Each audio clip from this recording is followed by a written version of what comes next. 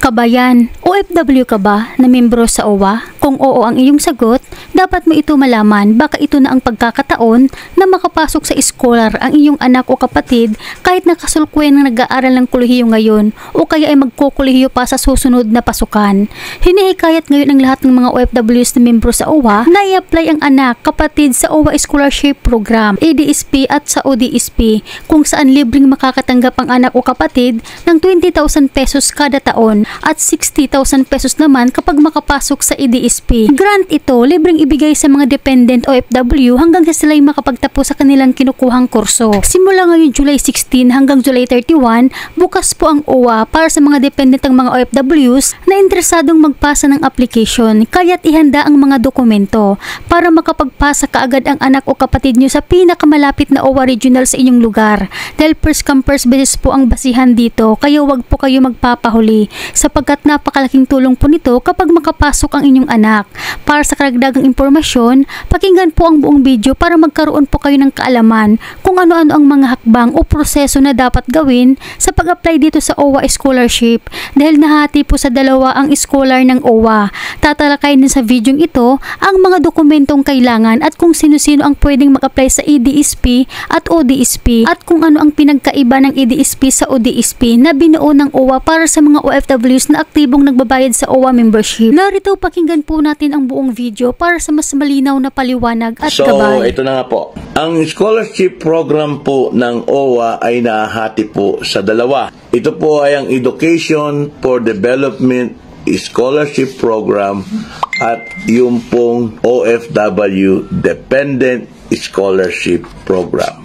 Makinig po kayo ha. Ang Education for Development Scholarship Program o tinatawag na EDSP ay para po sa mga active OWA members, yung mga anak po ninyo na meron pong good academic records. Ibig sabihin po mga kababayan, ang EDSP ay para po sa anak o kapatid ng OFW na may matataas na grado. Mataas ang general average, kaya kung mataas ang grado ng anak o kapatid mo, dito mo siya pag-applyin sa EDSP. Bakit po ganoon? Kasi iyan po ang requirement ng Education for Development Scholarship Program kung kayo po ay may anak na graduating ng high school, incoming freshman or incoming first year college at meron pong general average po na 80% or higher, okay, pwede po mag-apply ang inyong anak. Kapag pala rin na makapasok ang anak o kapatid nyo dito sa EDSP Kabayan, makakakuha siya ng 60,000 pesos grant.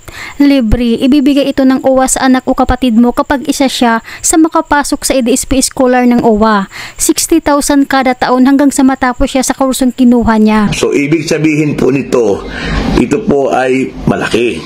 Maximum of 60,000 pesos per school year until the completion of 4 to 5 year course. Ang ibig sabihin po, kada taon, maximum po yung 60,000 pesos po. 60,000 pesos po yung ipinagkakaloob na scholarship grant sa bawat anak ninyo na makakapasok sa scholarship. Dito po sa EDSP, pag ang anak po ninyo ay na-qualified po pag-a-apply dito sa EDSP, ang mga anak po ninyo ay mag-e-exam.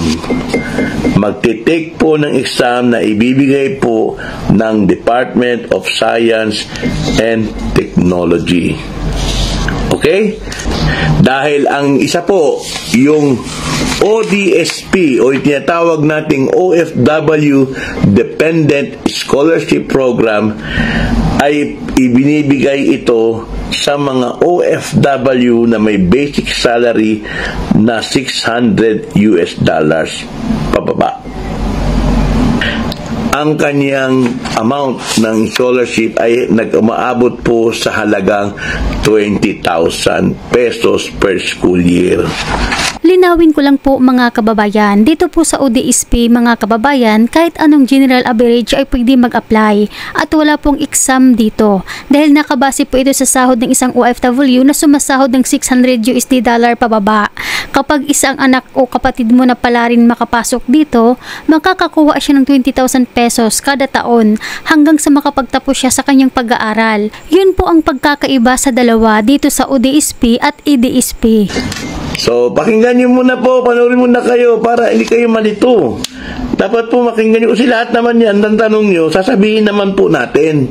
Ipaliliwanag natin para hindi na kayo mahirapan.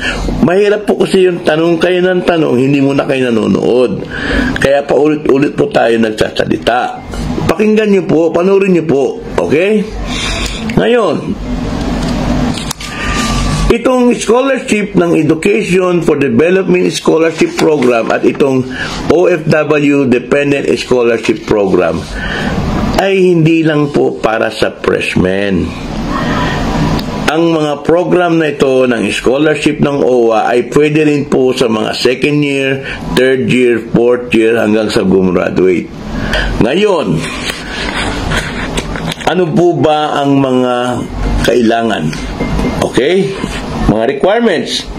At tandaan niyo po,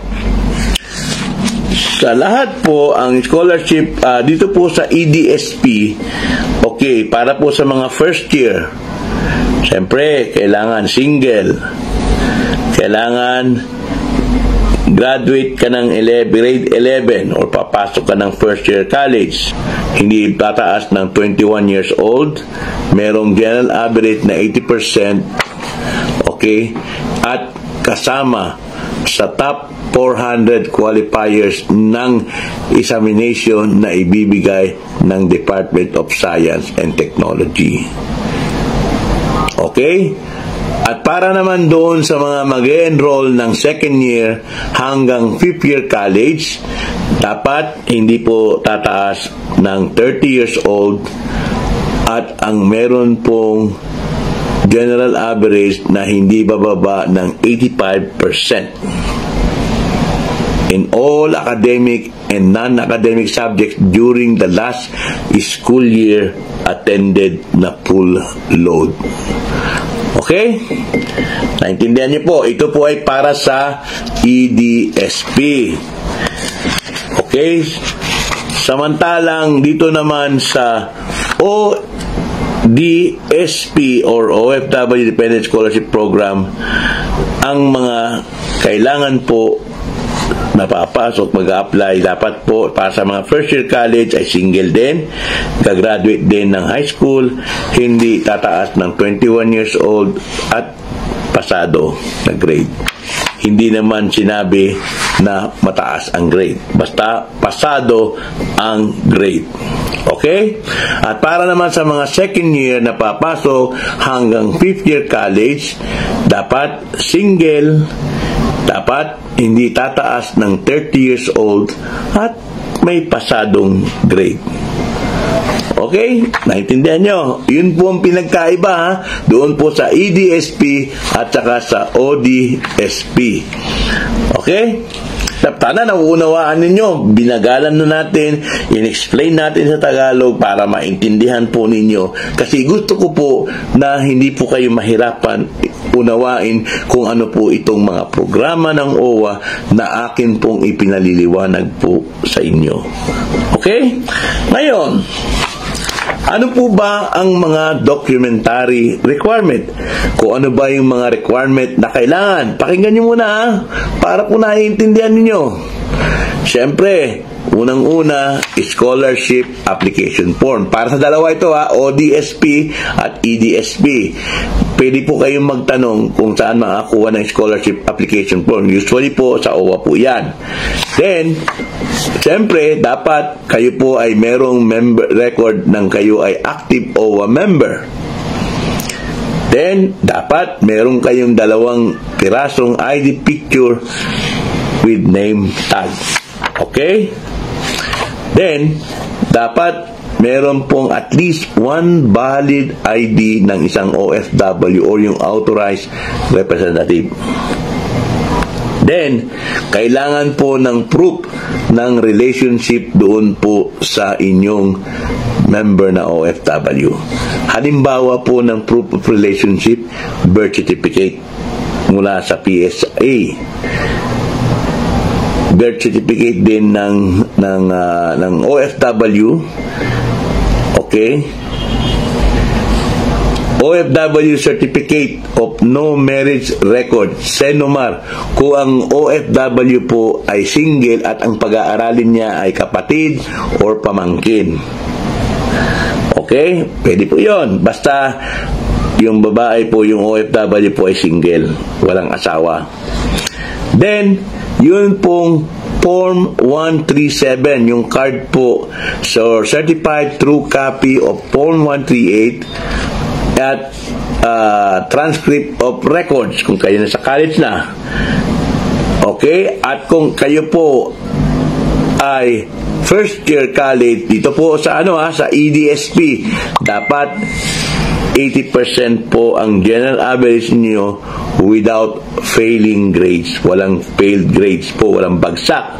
At kung ikaw ay second year hanggang fifth year, dapat 85% po ang grado ninyo. Samantalang sa ODSP, yung pong $600 po na sahod, okay?